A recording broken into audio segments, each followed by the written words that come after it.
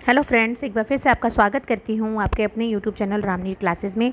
कक्षा 8वीं की सामाजिक की वर्कशीट आ गई है। देखिए यहाँ भी डेट गलत है, 31 अगस्त की है आज, 27 तारीख डाल रखी है यहाँ पर, ये गलत है। ठीक है। इसका आज का विषय हमारा सामाजिक ज्ञान में अध्याय है हमारे अतीत। 3 व्यापार से साम्राज्य तक कंपनी की सत्ता स्थापित होती है। तो टॉपिक है पार्ट 3। तो यहाँ पर देखिए 5 प्रश्न दे रखे हैं। आज थोड़े बड़े बड़े प्रश्न आए हैं, तो कॉपी में लिखने में थोड़ा आपको टाइम लगेगा, इससे धीरे धीरे आराम से अपना काम कर लीजिएगा। 5 प्रश्नों के सही उत्तर मैं आपके सामने लेके आई हूँ। तो सबसे पहला प्रश्न देखते हैं। गवर्नर जनरल वारेन हेस्टिंग्स के द्वारा न्याय के क्षेत्र में किए गए सुधार बताइए। इससे पहले एक रिक्वेस्ट है, अगर चैनल पर नए हैं आप तो चैनल को सब्सक्राइब करना ना भूलें, बेल आइकन को प्रेस करें जिससे आने वाले वीडियो की नोटिफिकेशन मैं आपके साथ शेयर कर सकूँ, और दोस्तों के साथ इस वीडियो को शेयर करें और लाइक करें, जिससे मैं आपके लिए नए नए जो अलग अलग होमवर्क आ रहे हैं हमारे पर डे के, तो मैं आपके सामने इसके आंसर ला सकूं। धन्यवाद। चलिए देखते हैं। गवर्नर जनरल वारेन हेस्टिंग्स द्वारा न्याय के क्षेत्र में किए गए सुधार बताइए। पहला है, देखिए वारेन हेस्टिंग्स ने भारी न्याय के क्षेत्र में निम्न सुधार किए हैं। पहला है, प्रत्येक जिले में अलग अलग दीवानी फौजदारी अदालतों की स्थापना की गई है। दूसरा है, यूरोपीय जिला अधिकारी दीवानी अदालतों की अध्यक्षता करते थे। इनके लिए मौलवी और पंडितों द्वारा भारतीय कानूनों की व्याख्या की जाती थी। तीसरा है, फौजदारी अदालतों को जिलाधिकारी के निरीक्षण में लाया गया, यद्यपि ये काजी तथा मुफ्ती के अंतर्गत ही थी। चौथा है, हेस्टिंग्स ने हिंदू एवं मुस्लिम कानूनों का अनुवाद करवाया तथा उन्हें कूटबद्ध कर दिया। फिर 5वां पॉइंट है, रेगुलेशन एक्ट के तहत कलकत्ता में एक नए सर्वोच्च न्यायालय की स्थापना की। छठा है, कलकत्ता में अपीलीय अदालत अर्थात सदर निजामत अदालत की भी स्थापना की गई। तो कुल 6 बिंदु लिखे गए हैं, वारेन हेस्टिंग्स ने भारतीय न्याय के क्षेत्र में क्या क्या सुधार किए। तो ये 6 बिंदु आपको याद करने हैं। प्रश्न बहुत अच्छा है, परीक्षा की दृष्टि से भी उपयोगी है। तो ये 6 जो पॉइंट दे रखे हैं इनको आप अपनी नोटबुक में लिख लीजिएगा। चलिए देखते हैं अगला प्रश्न। दूसरा है, कंपनी की सेना की संरचना में क्या क्या बदलाव हुए।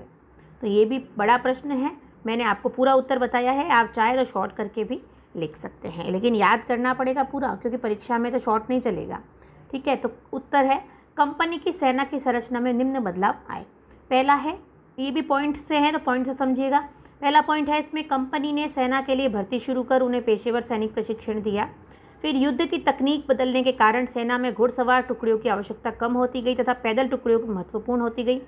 तीसरा है, सैनिकों को आधुनिक हथियारों, मस्केट, तोड़ेदार बंदूक तथा मैचलॉक से लैस किया जाने लगा। देखिए मैचलॉक आगे वाले सवाल में आएगा। चौथा है, सैनिकों को यूरोपीय ढंग का प्रशिक्षण, अभ्यास तथा अनुशासन सिखाया जाने लगा।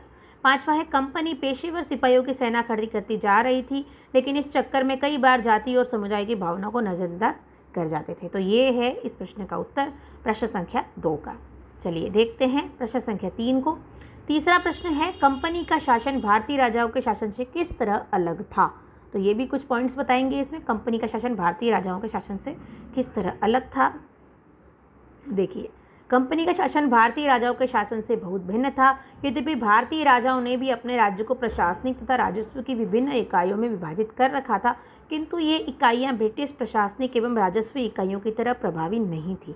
अंग्रेजों ने प्रेसिडेंसी के रूप में एक नई प्रशासनिक इकाई बनाई जिसका मुखिया गवर्नर होता था। इनसे भी ऊपर एक गवर्नर जनरल होता था। अब कुछ ये है पहला पॉइंट। नेक्स्ट है, कंपनी शासन द्वारा पुलिस तथा राजस्व व्यवस्था में काफ़ी सुधार किए गए थे। तीसरा है, भारतीय राजाओं के तहत न्यायिक व्यवस्था प्रभावी नहीं थी।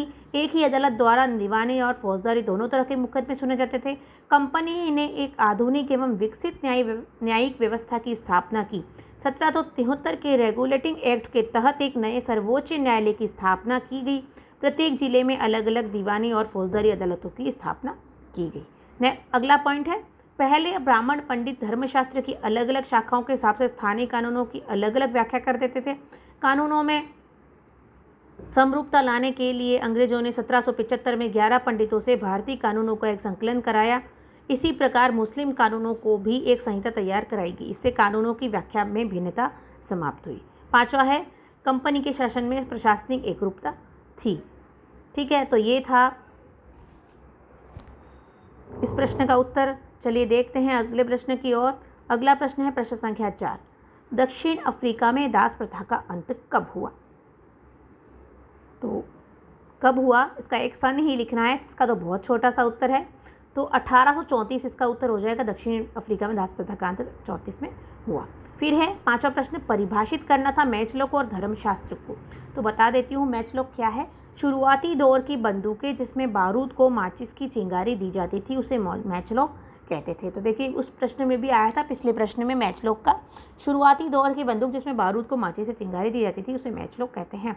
ठीक है। दूसरा था धर्मशास्त्र क्या है। तो धर्मशास्त्र संस्कृत ग्रंथों का एक वर्ग है जिसमें सभी स्मृतियां सम्मिलित हैं। अब इसमें धर्म और शास्त्र है, यानी कि धर्म के साथ साथ कानूनी कर्तव्य भी सम्मिलित हैं। तो धर्मशास्त्र में धर्म के साथ साथ कानूनी कर्तव्य भी सम्मिलित हैं, इसे धर्मशास्त्र कहेंगे। तो ये 2 परिभाषाएं थी।